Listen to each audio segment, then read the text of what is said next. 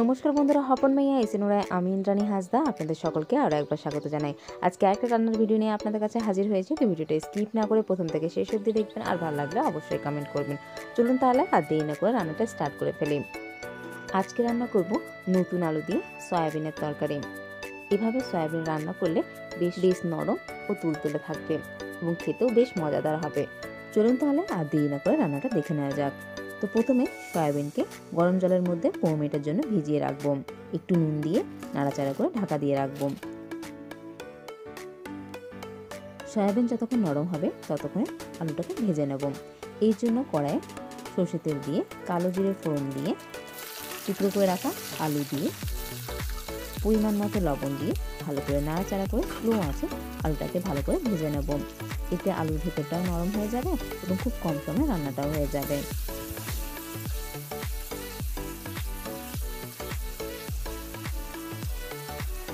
কিছুক্ষণ আলুটাকে নাড়াচাড়া করে ঢাকা দিয়ে রেখে দেবো। যতক্ষণ আলু সেদ্ধ হবে ততক্ষণে একটা পেস্ট তৈরি করে নেব। এই পেস্টের জন্য লাগবে টমেটো, একটু আদার টুকরো, কাঁচা লঙ্কা আর চারমগজ দিয়ে একটা পেস্ট তৈরি করে নিতে হবে। কিছুক্ষণ পর ঢাকনা তুলে আলুটাকে আরেকবার ভালোভাবে নেড়ে নিতে হবে। আলুটা ভালো করে সেদ্ধ হয়ে গেলে গ্যাসের ফ্লেমটা একটু হাই করে আলুটাকে লালচে করে ভেজে তেল থেকে তুলে নিতে হবে।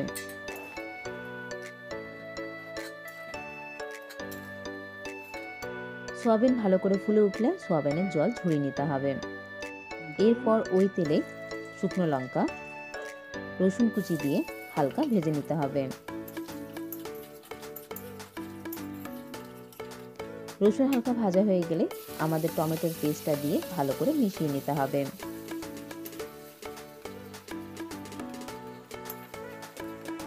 টমেটো পেস্ট হালকা ভাজা হয়ে গেলে এর মধ্যে ধনে গুঁড়ো, হলুদ গুঁড়ো, কাশ্মীরি লঙ্কা গুঁড়ো দিয়ে ভালো করে মশলাটাকে কষিয়ে নিতে হবে।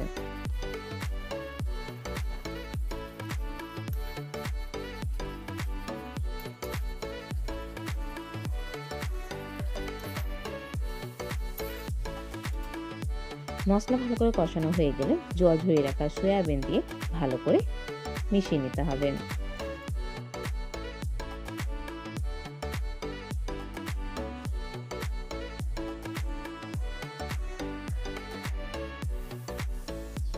ভালো করে মেশানো হয়ে গেলে ভেজে রাখা আলুও দিয়ে ভালো করে সবকিছুর সাথে মিশিয়ে নিতে হবে।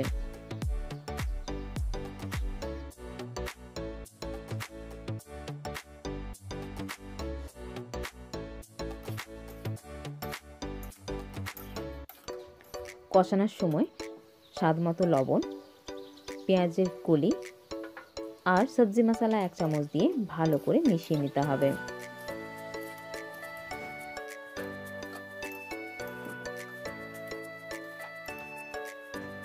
ভালো করে মেশানো হয়ে গেলে পরিমাণ মতো জল দিয়ে দিতে হবে এবং জল দিয়ে ভালো করে মিশিয়ে নিতে হবে।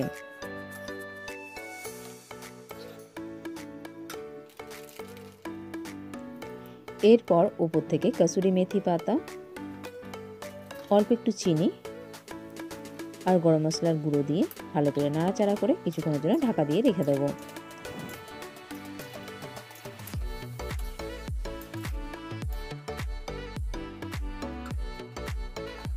কিছুক্ষণ পর ঢাকা নামিয়ে মাখা মাখা হয়ে গেলে নামিয়ে দিলে রেডি আমাদের সয়াবিন দিয়ে নতুন আলুর তরকারি।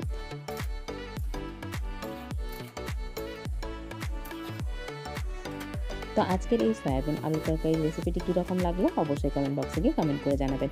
আর যারাই আমার চ্যানেলে প্রথমবার এসেছেন প্লিজ আমার চ্যানেলটাকে সাবস্ক্রাইব করে পাশে থাকা বেল আইকনকে অন করে দেবেন। যখনই নতুন নতুন ভিডিও ছাড়বো নোটিফিকেশন পেয়ে যাবেন। তাহলে আজকের ভিডিওটা এখানেই শেষ করলাম। আবার দেখা হবে নেক্সট ভিডিওতে। সকালে ভালো থাকবেন, সুস্থ থাকবেন, আবার দেখা হবে।